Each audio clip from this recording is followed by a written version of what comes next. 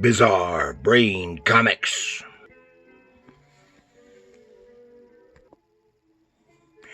Hello, my comic book friends, and welcome to Bizarre Brain Comics. I am Gary, your host. And this is where I like to take a look at some older comics, talk a little bit about the characters and creators, and examine the stories and the art. This time, this isn't that old. I think this is just from, 2022. From Silverline. Krey, from the ashes of Armageddon, a hero shall rise. Oh, and this is a great cover here. This is Krey, #1, written by Roland Mann, with pencils by Stephen Butler and inks by Ken Branch. Seems like I've been doing a lot of Stephen Butler stuff lately. That's not intentional, but I liked this book.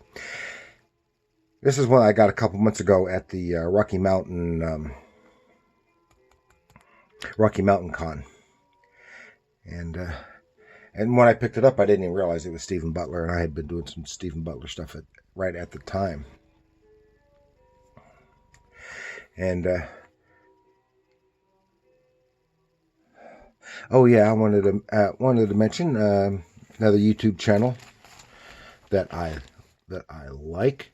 Actually, this is artist Drew Geraci. I've mentioned him before, but apparently he has changed the name of his channel to Random Comics from My Spinner Rack.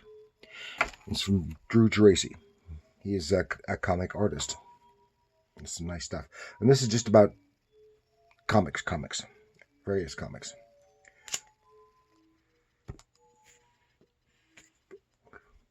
And I want to remind you, my book is still available on Amazon. Bizarre Brain Anthology, with some humor and adventure stories and a few gags. $7.99 on Amazon. Yes. Okay, Krey #1. Okay. Oh yeah, and the colors are by Jeremy Kahn. I just love this. The colors, interior and on the front. I love it. It's really great. Great cover. That's really catching. I like that because I'm into the fantasy and stuff. Sword and sorcery. Well, it's not quite sword and sorcery,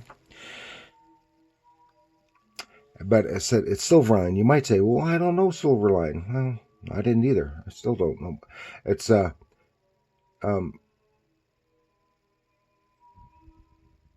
Roland Mann and Stephen Butler. They met on the University of Southern Mississippi back in the 80s, and both wanted to get into comics. And they tried to start their own indie publishing, but lacking funds was a problem. But they got on with a new small press publisher of EF Graphics, and they produced Cat and Mouse and some others. But they were basically working as a studio, and they adopted the name of Silverline. But shortly after that first Cat and Mouse, the EF Graphics folded. And then they got into with doing some other stuff for some other smaller independent publishers. And Stephen Butler is best known for his longtime association with Archie Comics, and he worked for years on Sonic the Hedgehog, which is kind of surprising because the style of Sonic the Hedgehog is just so far completely different than the Archie stuff, and even farther away from this kind of stuff. And he worked for Marvel on like a Web of Spider-Man and Silver Sable, and some indie publishers such as First Comics on Badger, as well as some. He did work for some religious publishers. And he redesigned the Archie characters in 2007 for their new look line of graphic novels, some of which he has drawn. And I've covered one of those, and I'm planning on doing another one. So let's take a little look here at Krey. Now, some great cover, very impressive. But this is the only time you see Krey as an adult in this story, and it's his origin story, and I can kind of see that. And of course, it is continued. That's a little bit of a spoiler on that,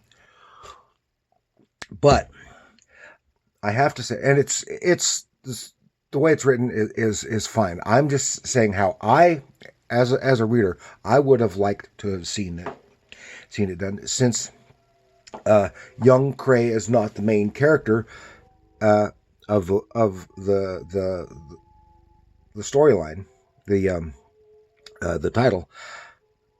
I would like to have seen it personally.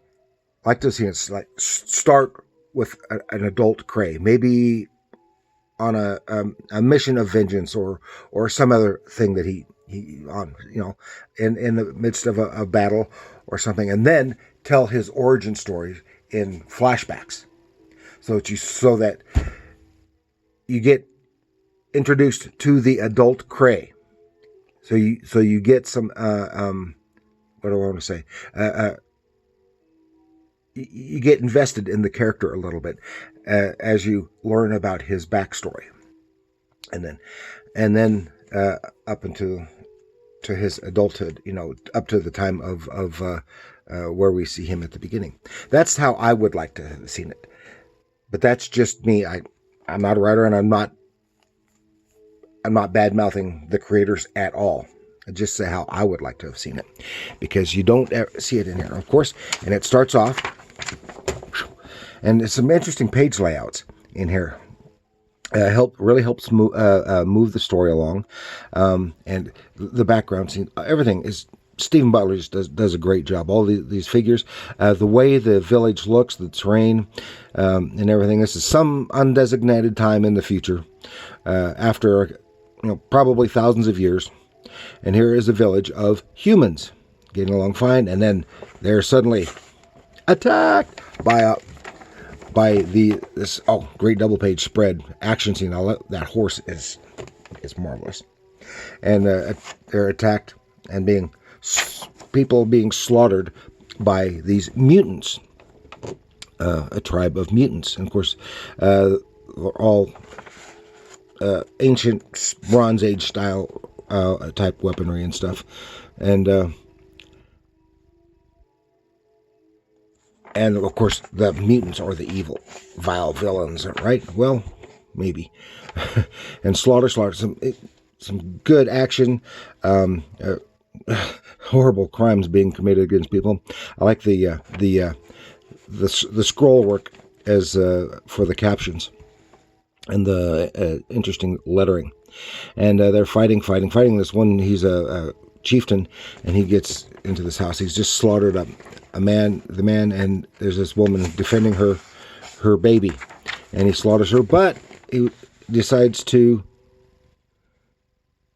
Well, there he kills her. Decides to keep the baby. He was going to kill it instead of keeping it, and takes it home. Adopts it, because he has a wife and they have no children. He adopts the baby as his own, and here it is. Now we have the growth, kind of a montage. He grows up as he's growing up, and he's learning all the warrior skills and stuff, and until he's a teenager, and they're having a competition, training competition, to see, to basically initiation for the young warriors. Nice double page spread, a montage of the events, and then we see, here's some humans, and they're observing the village of mutants, and then they come down. Another double page spread, and showing the attack and the slaughter, and they're being overwhelmed, taken by surprise, and Krey's mutant father is fighting back and slaying. He is slain, but gives him his son. This was your human father's sword. Now it's yours. And so he goes off tells him to get out of there. And he fights his way out, kills some of them, and then he's out while they're still finishing up the slaughter. And there's Krey, as tears and seeing the flames reflected in his eyes.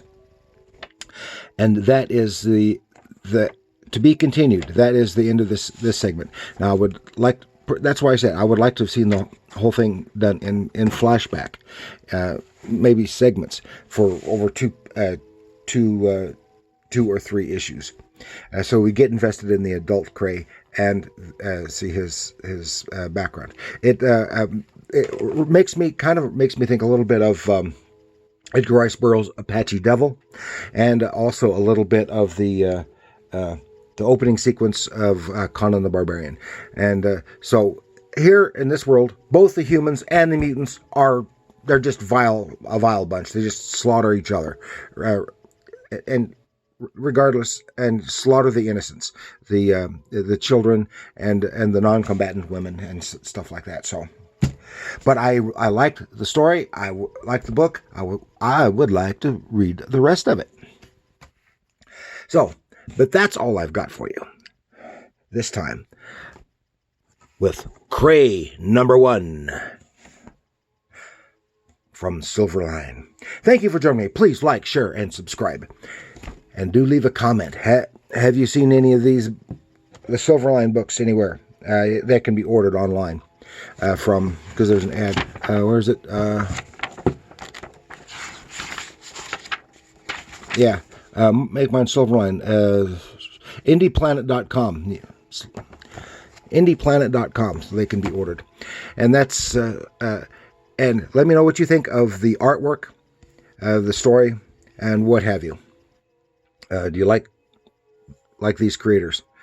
Let me know what you think in the comments below. And remember, comics are art.